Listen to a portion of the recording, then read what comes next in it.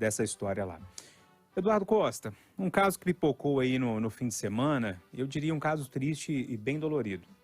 O Conselho Federal de Enfermagem vai investigar a denúncia de que uma enfermeira teria vazado informações sigilosas da atriz Clara Castanho. Ela confirmou em uma carta aberta ter sido estuprada, teve o bebê e entregou o bebê para adoção. E isso virou uma discussão em todas as rodas de conversa no fim de semana. E aí tem várias nuances, né? Uma menina nova que é estuprada, mantém a gravidez, tem esse bebê, entrega para adoção, tudo aquilo que a juíza, naquele caso da menina de Curitiba, queria que fizesse.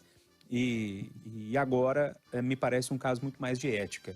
Se realmente foi a enfermeira que vazou esse assunto, é complicado. Isso aí a justiça está investigando. E tem também uma discussão que envolve a comunicação, né? Para quê divulgar um caso desse? Tem sentido, Eduardo, mexer e revirar uma dor tão dolorida assim? Essa moça é o símbolo do mundo que estamos vivendo, e razão pela qual a gente tem que ter muita fé, muita fé, ser firme, muita oração para a gente dar conta. Ela foi vítima da maior violência que se pode cometer contra um ser humano, que é o estupro. Ela teve a grandeza de carregar dentro do próprio corpo aquele ser inocente, gerado a partir de algo assim inacreditável. Esperou, teve o bebê, aí teve a grandeza de, sabendo que não poderia ficar olhando para aquela criança e pensando tudo que passou, de fazer o que a lei prevê, o que o bom senso prevê, o que Deus autoriza, que é entregar para um casal que quer adotar. E eu não tenho dúvida, Júnior, que quem tem um filho, do ponto de vista biológico, ama muito. Quem adota ama muito mais, quem quer muito. Então ela salvou a vida da criança para tocar sua própria vida com os traumas que serão para sempre. Aí vem uma profissional da saúde e entrega o caso para profissionais de comunicação e eles fazem esse carnaval.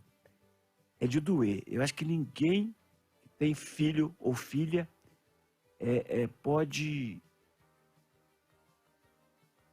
pensar nisso sem considerar como se fosse uma filha sua. E ninguém que não tem pai, não tem filho, deve pensar isso como uma irmã, como uma mãe. Tudo. É uma crueldade, é um negócio de doer o coração. É o tipo de notícia que mata a gente mais cedo, sabia? Dá um aperto no peito mesmo. Ô Lucas, esse caso que veio à tona só porque foi, aparentemente, né, e a investigação é nesse sentido, porque foi vazado por uma profissional de saúde que estava no hospital no momento do parto, me traz um pensamento sobre subnotificação, né? Eu imagino tanto de mulheres que passaram por isso e não falam, e não querem falar, e com todo o direito de não falar, mas me mostra que os números são maiores do que a gente imagina. Sem dúvida, Júnior.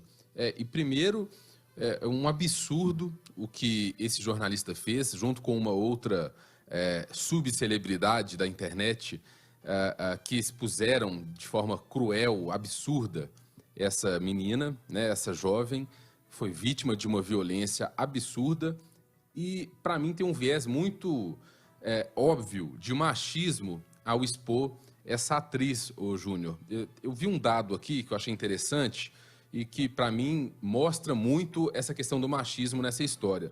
Dados do Centro de Cartórios de Registro Civil do Brasil mostraram que esses dados foram atualizados até abril de 2022. Só na pandemia, ou seja, só de março de 2020 a abril de 2022, mais de 320 mil crianças no Brasil foram registradas sem o nome paterno, ou seja, sem o nome do pai ali no registro de nascimento. O que isso significa? São homens que abandonaram os filhos, deixaram a parceira ali grávida e sumiram, não quiseram registrar o seu nome. Por que eu estou citando esse dado? Olha o tipo de comentário, olha o tipo de exposição que foi feita dessa atriz por conta da opção dela, que foi vítima de um crime absurdo, horrível, e optou por manter a criança, por manter o bebê, por se manter grávida e depois não queria conviver ali com o fruto dessa violência, né? Ela fez uma opção por enviar para adoção. E por que esses jornalistas, né, entre aspas, fizeram isso, essa exposição? Para criminalizar esse tipo de atitude dela. Um absurdo, uma coisa surreal. E olha, o tanto de homem que não registra os filhos, o tanto de homem que abandona a companheira grávida, a companheira com o filho pequeno e permanecem por aí soltos, sem nenhum tipo de exposição, sem nenhum tipo de responsabilização por conta desse ato. Um absurdo esse caso, do início ao fim. Malco, eu vou te pedir o poder de síntese nesse caso. A gente tem apenas 2 minutos e meio. Eu queria ouvir a Rita também sobre esse assunto. Como é que você viu essa história toda? Um ato de amor por parte da atriz e um ato de crueldade e de machismo por quem a denunciou e por quem repercutiu esses fatos. Ela agiu por amor e sofreu a perversidade e o ódio da sociedade. Rita, também são várias pontas nesse caso. Como é que você arremata isso tudo pra gente, hein? Olha, eu acho que ela fez o que tinha que ser feito na condição de vítima e a conclusão disso é que faltou ética, é o que está faltando à sociedade global, à sociedade brasileira. Faltou ética profissional de saúde e faltou ética ao profissional ou aos profissionais de comunicação. Tudo por ser celebridade com a dor alheia. Aquele episódio da soltura do olheiro, do crime, gerando aqui no nosso zap, nas nossas redes, N reações. O Matheus da Brasil indignado e tal. Eu recebi aqui de um oficial da PM a seguinte lembrança, Júnior.